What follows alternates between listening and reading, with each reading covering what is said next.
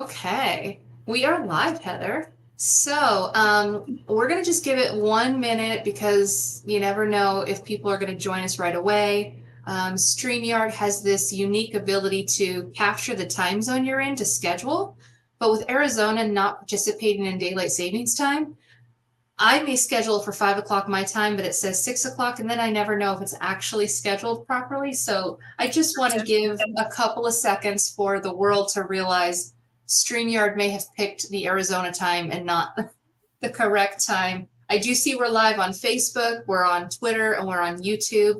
And for anyone who's not able to attend this live to get questions from Heather, which we'll address in a minute, you can continually post on any platform that you see our video on, and then Heather will absolutely get back to you. So I'm super excited about this webinar. We have lots of webinars at Family Source because we are loaded down with expertise in every aspect that you can imagine, from our staff being surrogates and egg donors and intended parents and recipient parents, to our family building partners like Ryan Ferrante and Chelsea Caldwell. Some of our newer staff members, new being within the last year, bring another level of expertise that is so unique to Family Source. There's no way we couldn't capitalize on that. And Heather is going to be the perfect example. Here soon we'll have some other series kicking off, but this is the launch of Comprehensive Family Care. This series will run a series for intended parents and one for surrogates. And Heather is going to talk after she introduces herself a little bit more about the purpose behind why she thinks it's so important for the intended parents to have this series and not just the surrogates. And then when we do the surrogates, the same. But this is such a beautiful thing that we have the ability to have on staff this individual. So Heather, please introduce yourself and who you are and what your expertise is. Yeah, absolutely. I am so excited to be here and, as always, just to be a part of Family Source Consultants.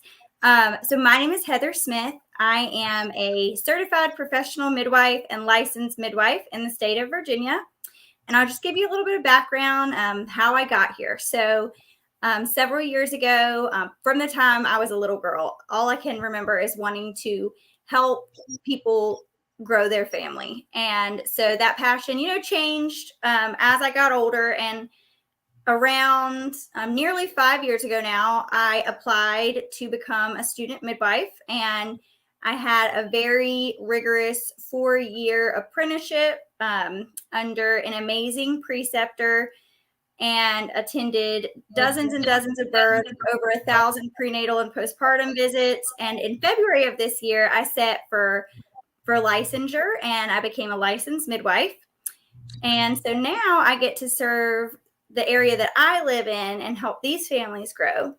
I joined Family Source in around the middle part of last year. And for me, it was really just a no-brainer because they are so similar in the fact that I just get to walk beside families and guide them as they, go forward into this new just era of their life as parents. And so in many ways, midwifery and case management are very similar. And I'm just so honored to be able to walk beside of families in this part of their life. And so when I was thinking about how I could use midwifery to help our families, our gestational carriers, they go to these prenatal visits, and as they should, they get so much amazing care. But I really felt like there was room to give our intended parents some more, just really a lot of our time and invest in them and walk beside them through this process. And so that's what I'm here for. I love that. And that's something that is very important in the world of third-party reproduction.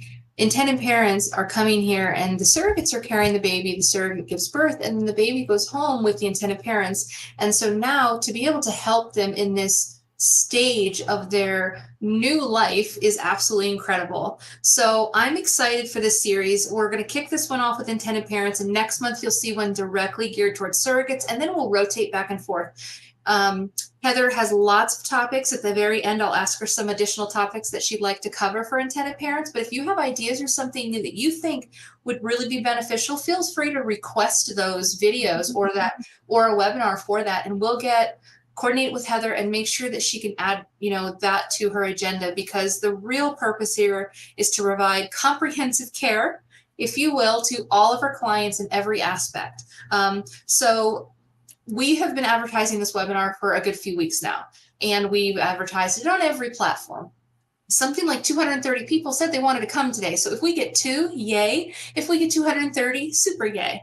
But I don't care how many people we touch. The goal is to really get these questions answered. And so in advance, intended parents have submitted some questions to us. So I have a list of these questions. And again, anyone who's watching, if you have questions for Heather as you're listening, feel free to post it in any of the comments, whether it be on Twitter, on YouTube, or on Facebook, because we see all of those come into this tool and we can look and answer every single one of them.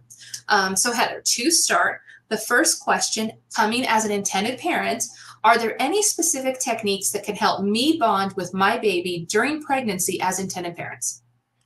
So this is one that I just really love, because when I started in case management, this was a question that I had myself. And initially, upon thinking about it, there are just so many amazing ideas that come to mind. So one of the things that I've discussed with my intended parents is, when you're pregnant, you often will download an app or get a book that follows like the weeks of pregnancy. I encourage my intended parents to do that too. Download that app and look in every week and see what's going on with your baby. See, what's developing that week. Do they have fingernails? All of those things. So you can really just follow along with your baby's development. And then another idea that I love is there are these devices. I believe there's a brand called Belly Buds. I'm sure there are others where you can record yourself singing songs that are important to you or reading a book, and then it's automatically uploaded to a device that your gestational carrier has, and she can play that for your baby at a sound level that the baby can hear, but that is safe to their little ears.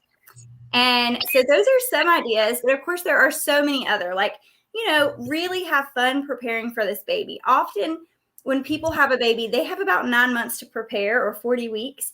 But when our intended parents have a baby, they have been preparing for this baby for years and wishing for this baby for years. And so take this time and enjoy it, and, have that baby shower, decorate your baby's nursery, check all the boxes off the list. And those things will really help you to bond with your baby and feel more prepared when they're here. I did not know about that Belly Buddy. That is absolutely phenomenal to think that we can record something as an intended parent, and our gestational surrogate has the device that downloads it. So how does that help the baby bond? Do they recognize our voice? I mean, what is it that you think happens there? Yeah, absolutely. So there have been studies that show that newborn babies do recognize voices. And so it's so important that they are able to hear your voice, and, that they can recognize that is my home, that is either my mama or my daddy or whoever this person is to me. And so I think that is such a neat way to connect with baby. And you can really personalize it. You can sing songs that you're going to sing to them when you bring them home, or read them little books that you plan to read with them when you bring them home. I absolutely love that. I think that's so cute. And now I think everybody should go out and get one of those things. And if you're uncertain what that was called, again, you can comment below and we'll send out a link. We'll recap this webinar. Okay, so the next question is also another all these are intended parent questions that have been submitted in advance, but I'm typing them into the tool so you guys can see them on screen. So the next question is, how soon after delivery should I initiate bonding with my newborn? So the answer to this is immediately. So normally when you have a baby with a gestational carrier, that baby comes out and they're connected to their placenta. So they have an umbilical cord. And so often baby is put onto the gestational carrier, and then they'll dry and stimulate baby and clamp and cut that cord. And once that cord is cut, if you are able to plan ahead and wear like a button-up shirt, the very best thing that you can do is go ahead and get that baby skin to skin. I cannot stress the importance of skin to skin. There have been so many studies that show it actually helps with brain development. It helps with your baby's body temperature. It's incredibly important, but not only for them, for you. When they put that baby chest to chest with you, your body will release oxytocin, which is the love hormone, and that helps to facilitate that bond, as well as it reduces your stress. So your cortisol levels go down, your oxytocin levels go up, and that helps to facilitate that bonding immediately.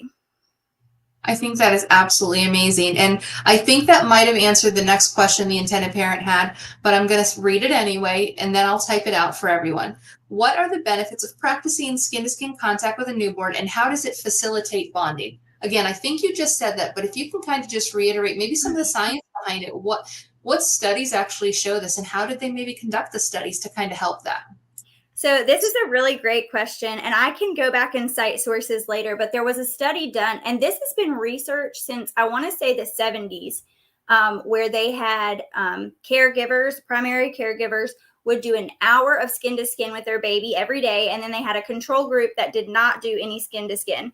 And then they went back and they looked at the baby's brain development, their cortisol levels, and they found that the babies in the group that got skin to skin, it was just insane, the differences between the two.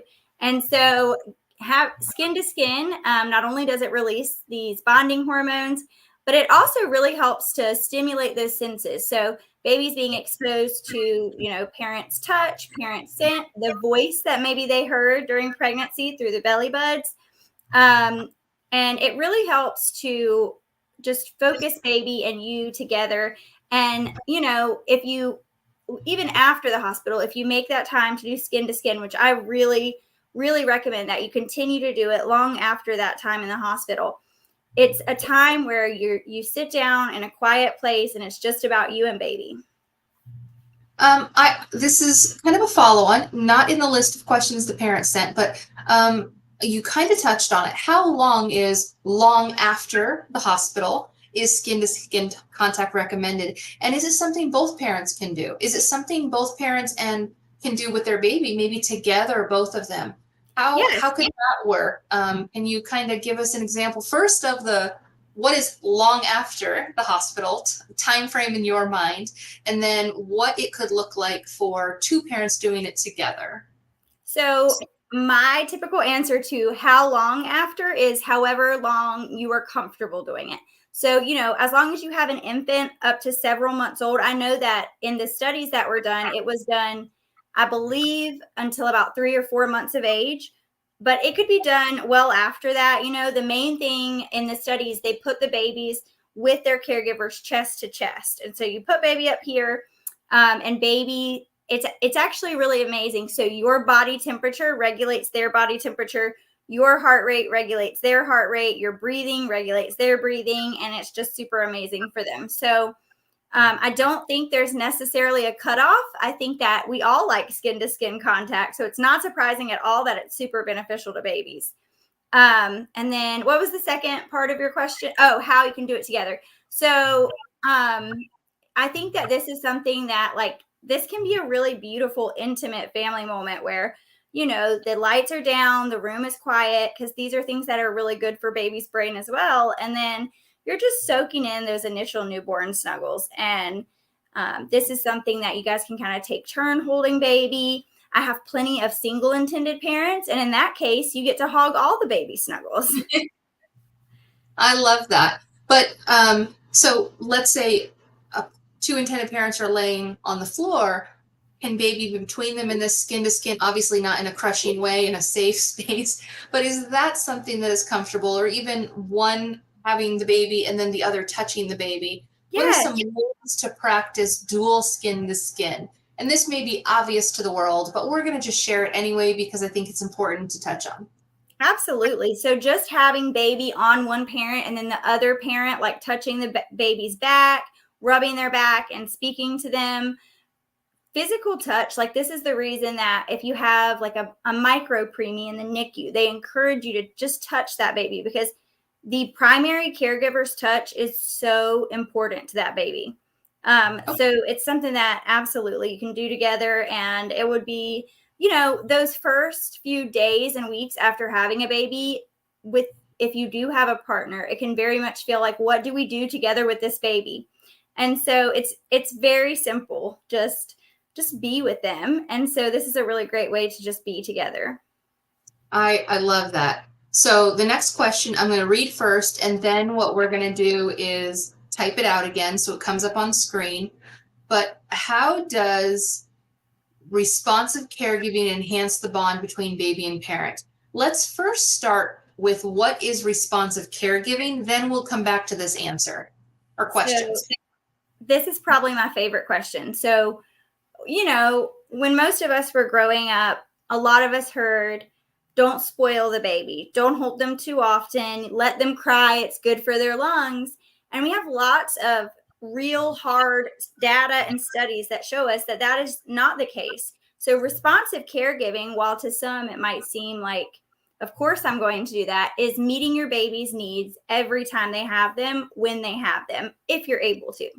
And so it's just being very responsive. And so the best way to explain this is that babies are born with about 30% of the amount of brain matter that adults have. But by 5 years of age, they have 90% of that. So their brain triples in size in 5 years. And during that time, their brain, the little neurons or brain cells, they're forming these little pathways. And you create those pathways by repeating a behavior over and over and over. So when a baby cries and their need is immediately met, that baby is being taught that when I need something, my person, my mother or my father, they're going to take care of me. And what that does is it creates a secure attachment and bond between baby and parent. And that is, we're learning more about it all the time, but what we're learning is that these effects stay with us lifelong. These children tend to be, more confident, less stressed, less anxiety, because their needs were met as an infant. And so this goes far beyond what's happening right now. But at the same time, as it is so good for baby, for you too, to know that, hey, I've got this. I know what my baby needs. I'm able to, soothe their cries. They need me. That's really important for you too. When that light bulb clicks and it's like, hey, I've got this and I'm their person and they just need me. Because in reality, that's the case. Your baby just needs you. I love that. So the old school, if you will, which is no disrespect to how people have been raised for till the end of time. Whatever it is, if it was healthy in the end, it's good. But we did hear that a lot. Like, you can't hold the baby too much. They're going to get used to it, and then they're going to know how to manipulate you. Babies don't have manipulation genes. So it's really important for parents to understand that there's no such thing. And I love that you brought that up. It is really the chance to train the baby's mind that they're going to be taken care of immediately. And I love that, because that conditioning lasts a lifetime. And I think that's amazing. So the follow-on question to this, which I haven't typed up yet, so I'll read it first, is, how does responsive caregiving enhance the bond between baby and parent? And you kind of answered it in about what responsive caregiving is, but let's re-answer it specifically for this part of the question in case anybody wants to clip it out. Yeah, absolutely. So responding to your baby and meeting their needs as they present creates a secure attachment between you and baby. And so when a lot of people, they hear, oh, like, you don't let your baby cry, they might think, well, that baby's going to be really attached to you. And for a period of time, that baby might cry every time you leave the room, but that's because that is what's supposed to happen. And what we've learned now is that when a baby or a young child has a secure attachment, when they get older, they are secure enough to go out and explore the world and to have problem solving skills and to be independent, because all their needs are met as an infant. And so, one of the things that we're going to go into later on in this series is how to be a responsive parent, how to soothe your baby when they're fed and they're changed and they just won't stop crying. And one thing I do want to say at this point is that if you have met the needs that you know to meet and your baby is crying and you need a minute, always feel free to take that minute. You're not going to do any type of damage to your baby to put baby down in a safe spot and go take that minute somewhere, because your emotional needs are still important. But it is very important that we respond to their needs whenever we're able to. And again, it promotes that bond, because that baby is going to know that you are their person. You are always going to come for them when they cry. And you, in turn, are going to feel that bond grow. How long have and this isn't a test, this is just a follow-on question. How long have studies been in place, or have they been studying the responsive caregiving bond that parents create with their newborn into a young adulthood? How long has that been going on, and how much do they have a lot of data on that, or is this a new thing? No, there is so much data on this, and it's all extremely interesting. There were studies that were done a long time ago with monkeys, and they put like a baby monkeys, they took them away from their actual caregiver, and they put like a stuffed monkey in one room, and then in another room, they put a wire monkey that had milk, but it was just like cold metal, nothing soft to snuggle on, but it had the milk. And those little baby monkeys would go and they would stay with the soft Oh, monkey that felt like their person or their monkey, and they would not go and get the food because they wanted comfort. And in reality, you know, human babies, their number one need is human touch, interaction, and love. So I always encourage new parents, like, don't ever feel like you're failing your baby if you are giving them love, because ultimately that is the number one thing that they need. I think that is the absolute best answer. I feel like I need to clip that out and put that on all of our social media. That is such a great, just a great audio clip in general. Okay, so the next question, and I'll type it up in a second, is what are some practical activities I can incorporate into my daily routine to bond with my baby throughout our normal day? That was a mouthful. So Yes. when I type it up, if you didn't hear it, I'll read it again. So this is one of my absolute favorite things to talk about because and I'm going to be really honest, the first few weeks when you bring a newborn home, it can feel very one way. Like, I am interacting with this new baby and I'm getting nothing back because they just can't interact with you yet. The really interesting thing is that babies are interacting with us a lot sooner than we may realize. So, there have been studies done. I believe one of them is called the still face study, and babies are paying so much attention to our expression. So, one of the activities that you can do with a brand new baby is really just to look at them and make like over exaggerated emotional faces, like a big pouty lip or a very happy smile. And if they are right there where they need to be with brain development, they will try to mirror that expression to you. And believe it or not, that's teaching them about emotion. It's helping them with their cognitive development.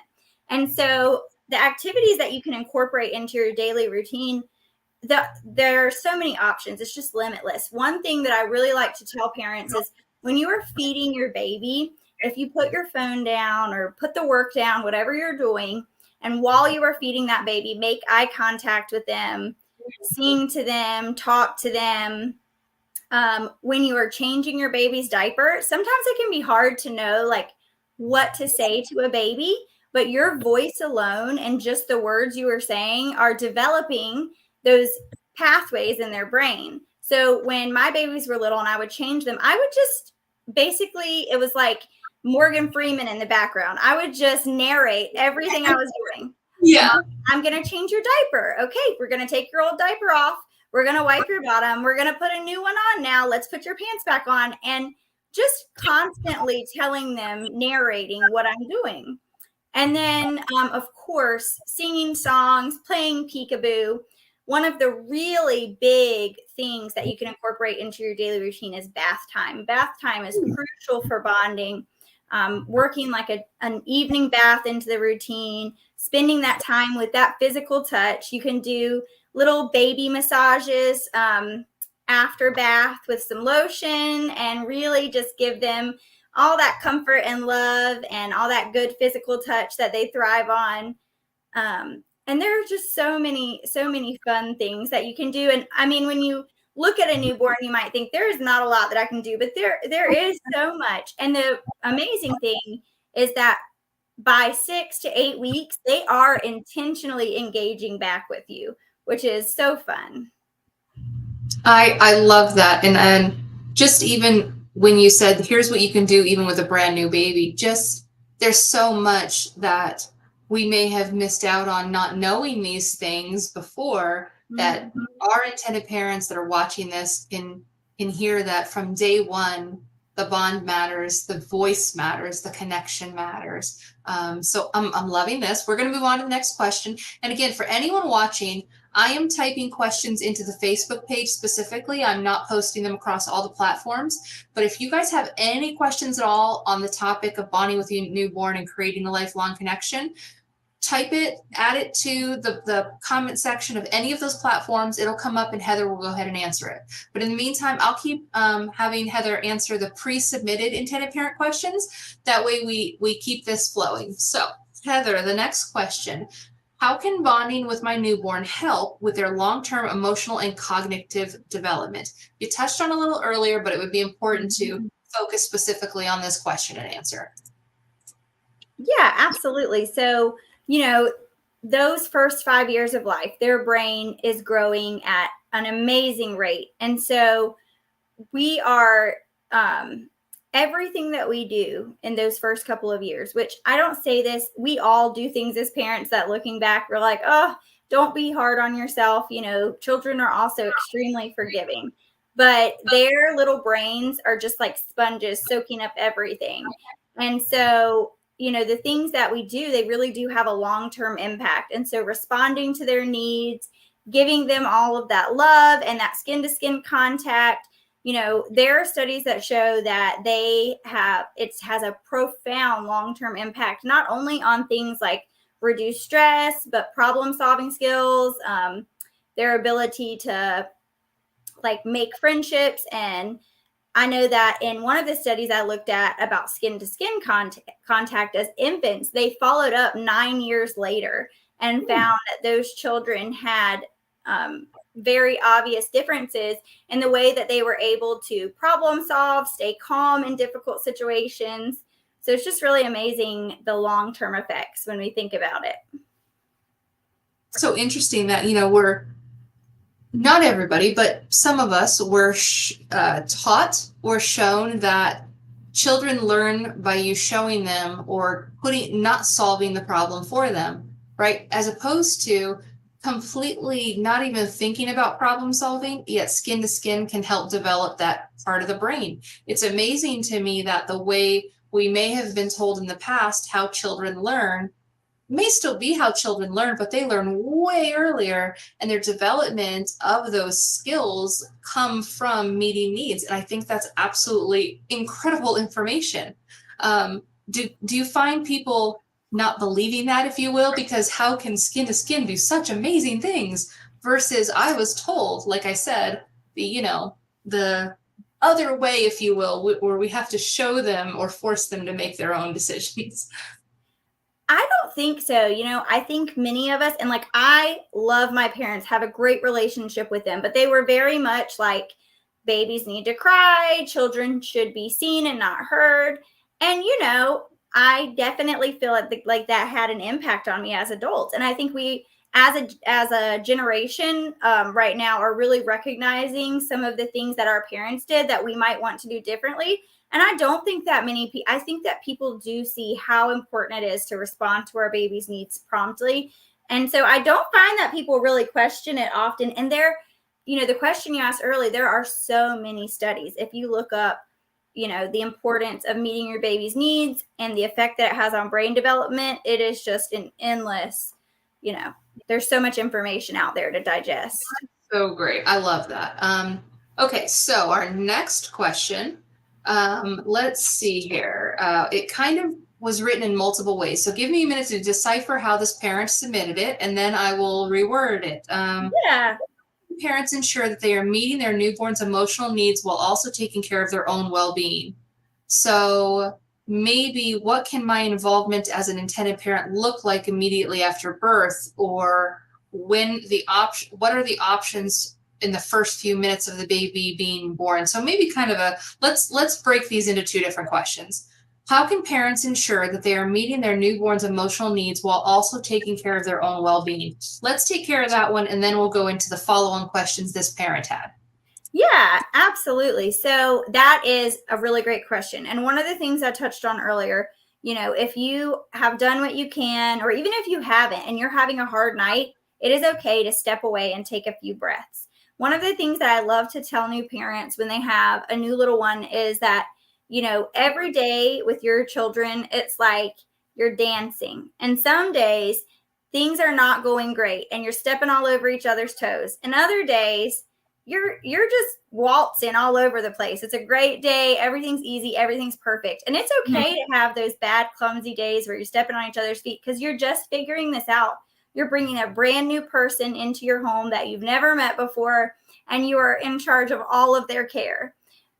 So I really like to focus on, especially in this time where intended parents absolutely are susceptible to postpartum depression, postpartum anxiety. That is not something that is just related to carrying the baby. And so it is very important to be in tune with your own needs. It is so important to focus on your nutrition, make sure that you're getting all the things that you need, because sometimes we're so focused on baby's needs that we put aside our own most basic needs. Make sure you're doing those things. Make sure you're just taking some time.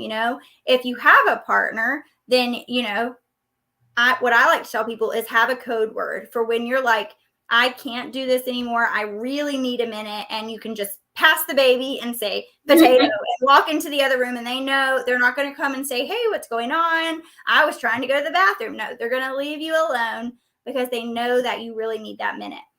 The things that you love doing, your favorite hobbies, if you enjoy every night reading a book before bed, still try to incorporate those things into your day. At first, it might seem like you can't do anything except for care for this baby, but it really is important to find time for yourself, even if it's a 20-minute pocket of time, and just to be human and be who you are, and, because sometimes we can lose ourselves in the identity of being a parent. And so I encourage people to, just stay tuned in to who you are. I think that's beautiful advice. You mentioned something that I don't know if many people know, and I'd really like you to, if you don't mind, cover it, even though, again, we're splitting up this intended parents question, but this isn't a part of it. You mentioned that intended parents can also suffer from postpartum depression. Can you talk about that a little bit? Because I think people might be caught off guard that they can, and they don't know how to handle it or process it. Can you talk about just that in general? Yeah, absolutely. So anybody bringing a new baby home, whether that be an intended parent, if you have your children biologically, are susceptible to postpartum depression, because when you have that baby placed on you and you have that flood of oxytocin and that lowering of cortisol, you're still also going through those sleepless nights, and your body is getting these ups and downs and just all these new feelings that it hasn't felt before. And so intended parents can also struggle with postpartum depression, postpartum anxiety, but it can be very hard for them to speak up because they feel like, well, I didn't give birth to this baby. But that doesn't matter at all. You are this baby's child, or their parent. You are their primary caregiver. And if there is nothing wrong at all with saying, I am struggling, I am having a hard time. And in that same token, no matter how this baby came to be with you, sometimes it's not this instant bonding. Oh my gosh, I love this little baby more than anything. Sometimes it doesn't happen like that. And I really feel like more people should share that. Sometimes those feelings of love and that bonding, they happen over a period of time. And that's okay. And we shouldn't be made to feel ashamed or like there's something wrong with us. And so sometimes those feelings, it can trigger guilt that then lead to that postpartum depression and anxiety. And so if you're ever feeling anything like that, if you have a support person who you feel safe sharing those feelings with, then absolutely do that. If you don't, then please reach out to a mental health provider, because you deserve to feel validated and to get help for how you're feeling. I absolutely love that. And we do have, in addition to midwives and various other professions on staff, we have 3 mental health professionals who are heavily entwined in case management. You're probably going to meet them during intake as an intended parent. You're going to meet them at intake as a surrogate during egg donation. You're going to meet our 3 mental health professionals. So they're there for a reason. They're there to provide guidance to you. And if you're unsure what you're seeing, how do I recognize the signs of postpartum depression as an intended parent? I mean, it's kind of, I feel like it's more commonly noticed, if you will, from the person who birthed the baby. But how do I, as an intended parent, say to myself, oh, I might be struggling with postpartum depression? What are some of those signs? Yeah, absolutely. So if you notice that you are not enjoying the things that used to bring you joy, so your day-to-day life, if you used to look forward to the new episode of Grey's Anatomy and you find that you're just not getting excited about that. If you're finding that you're struggling with appetite, everybody struggles with sleep when you have a new baby. But if you find that you're just feeling really overly sluggish, or opposite of that, like you are just so charged up that you can't fall to sleep at night, losing interest in daily things, feeling that constant like guilt and shame, like, I'm not good enough to be this baby's parent. I don't love this baby the way I should. Or, if you have a baby who is difficult to soothe, it can often feel like this baby doesn't even like me, and you almost feel rejection in a way. So it's so important to know the signs and to know, that you are exactly what your baby needs. And there's no shame in saying, I'm really struggling, I need help, and to reach out for that help. That's the best thing you can do for yourself and for your baby. I like that you brought up that the love connection feeling it may not be an instant spark, and it may take a little time. That is healthy. It is normal. There's nothing wrong. The baby doesn't dislike you. You're not a bad parent. But I do see this on social media. I've seen, because I'm on different areas, and I see people say, I don't even think my baby likes me because I can't soothe her or I can't soothe him. And so I would say, and I'm going to turn to you as the expert, don't feel that way and don't give up. Continue the skin to skin. Continue doing it. It will eventually click. Everything will work out. Am I wrong in saying that? No, absolutely. Some babies are born and it's like all they need is eat and sleep and skin to skin, and they're so easy. And you have these other babies who are born and they just need a lot more.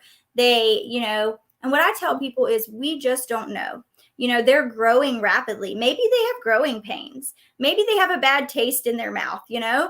It's so hard. Like if you're trying to meet their needs and they're dry and they're in clean clothes and they're the right temperature and they've been fed and they don't need to be burped, and you're like, why is this baby still crying?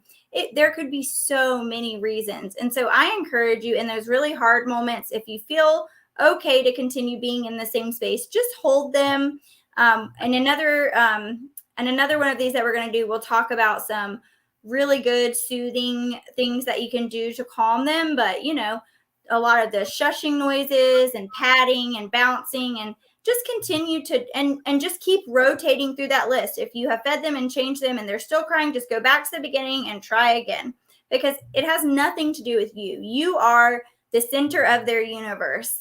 It is absolutely something else that is going on. And sometimes it just takes a little bit of investigatory work to figure out exactly what it is, because they can't tell us. I appreciate you sharing that part of it, because I, again, do see that. And I want intended parents to know that they're not alone in that feeling. That kind of leads me to some more sensitive questions. This is not necessarily about the intended parent bonding with the newborn. This is more about a misconception that they can't bond with the newborn because they didn't birth the baby. How out of this world is that misconception? And how can the surrogate and the intended parents work together to develop that bond throughout the journey so it's more powerful in the end to continually dispel this common misconception? Absolutely. So what I tell my intended parents is like, this is your baby. And whether or not this baby was conceived with your genetics or with donor genetics, this is your baby. And the reason they are here is because of you. Like, you are bringing this little life into the world. And so I encourage them, every journey is different with the amount of communication that the gestational carrier and the intended parents meant to have. But if you're open to it, communicate during and after every prenatal visit so that you know what's going on, you're tuned in. If you're able to be there, or even to attend just one ultrasound, that can be extremely helpful with bonding. Do the things that we talked about earlier with the belly buds, with downloading the app so you can just follow along and see where baby's at developmentally. And that week, while you're working, you'll be thinking, oh my goodness, my baby has fingerprints this week. How neat is that? And you and the surrogate will work together. The way that Family Source Consultants does it is we have a birth plan, and it's not about whether you want to give birth in the water or not. It's about what's going to happen at the hospital.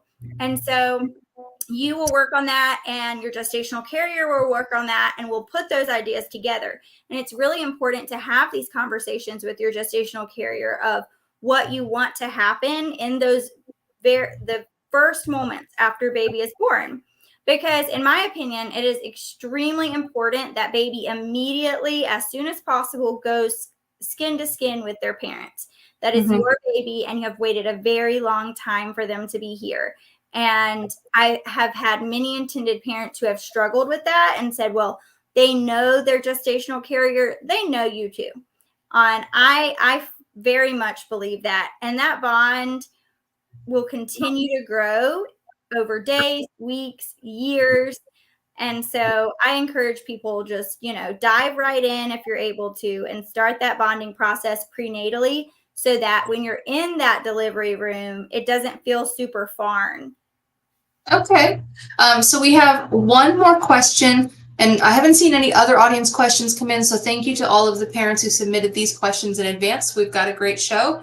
The final question kind of follows on to what you just mentioned here about the importance of the birth plan at the hospital. What happens, who's skin to skin, and so on. And is there a risk of, and maybe this is a two-part question, is there a risk of the baby not bonding with the intended parent because they didn't carry it? And I think you answered that. But the other part of that is the misconception that the baby is going to miss the surrogate mom and can't bond. So can you just kind of talk through this misconception so that it sets people's minds at ease that that's not the reality? Yeah, absolutely. So this baby, when so babies, yes, they are in the womb, in the uterus of the gestational carrier. And in there, it is always warm, it is quiet, it is dark. And so suddenly they are in this world that is cold and bright, and there's lots of loud noises. And when the first person, so that baby is put on your chest, skin to skin, and all of a sudden they went from this like perfect environment, and then they're in this very startling world, and then on your chest where they can hear your heartbeat and they can feel that skin to skin, and it's regulating their body temperature. That is home to them. So it doesn't matter who carried them. When they come out and they are in your arms, that is their home. That is where they belong. And I think that is something that's really important to focus on, is that following their birth, they want to be right there in your arms, skin to skin with you. Thank you. That's exactly what I hoped you would say. That's perfect. While we close this episode out, Heather, can you tell us about some of the additional series topics that you would like to cover for the intended parents segments, if you will? Yeah, absolutely. So I am just really excited about turning this into an entire series and talking about all of the ways that you can have, a really smooth transition into parenthood. So I would love to talk about newborn sleep and soothing, because newborn sleep, it's not like an ironic term. They do sleep, and they sleep a lot, but you might not get a ton of sleep. So we can kind of talk about how to combat that, talking about developmental milestones and just how you can help your baby to develop. Another topic that I'm really excited about talking about is self-care for parents while you have a newborn, and also how your relationship, if you are in one, will change after you bring your newborn home, and ways to help keep that relationship intact and strong, because babies definitely affect your intimacy and just the way that relationships can work. So feeding and diapering and health and wellness, how to choose a pediatrician. I think there are just so many things that we can talk about, and I am so excited to bring this series to our intended parents. I am excited as well. And now as you talk about all those topics, I'm wondering if every other month is going to be enough. So what we might end up doing is we may reconvene and have One Surrogate, One Intended Parent comprehensive family care series a month. So that way we're staggering. So it's essentially every 4 weeks you can touch the intended parents and communicate with them. So with that, for all of you who are listening now or watching back later, Heather and I will partner on figuring out the next few webinars, when they're going to be, what their topics are, and we would love it if you do exactly what you did this time, submit your questions in advance, so that way we can go ahead and ask them live with Heather on the show. You can always also watch and provide your questions, but we'll try to get the next few months scheduled out with topics so you guys can prepare and pick the ones you want. This webinar will be saved obviously forever on our Facebook page. It will be accessible in the future on our YouTube, and of course it's on Twitter, but I don't know how long it'll last on Twitter because that platform's a little unique. But you will be able to come back and watch this with Heather at any time. And if you have any questions at all, feel free to comment on any post talking about this webinar, and someone from Family Source will gather that information and get it to Heather for her questions. And I believe we just recently brought in someone in the same field. Do you want to talk a little bit about the potential of having a joint show? Yeah, absolutely. So recently, Family Source Consultants hired Crystal Mullins-Fink, and she is the preceptor who trained me. She has over 14 years experience as a licensed midwife. She's helped over 500 families, helped to bring a new baby home and into this world. And she is a wealth of knowledge. She is just absolutely amazing. And I am so excited to think about all of the things that we can do for our intended parents in the future and how we can serve them best and meet their needs. So I'm really excited to see what the future holds. I'm super excited about that too. And the only other thing I just want to share with everybody, obviously Crystal and Heather are licensed midwives, and that is important. And this skill set is a unique one for an agency to have, which is why we're able to bring you such intimate conversations for your newborn.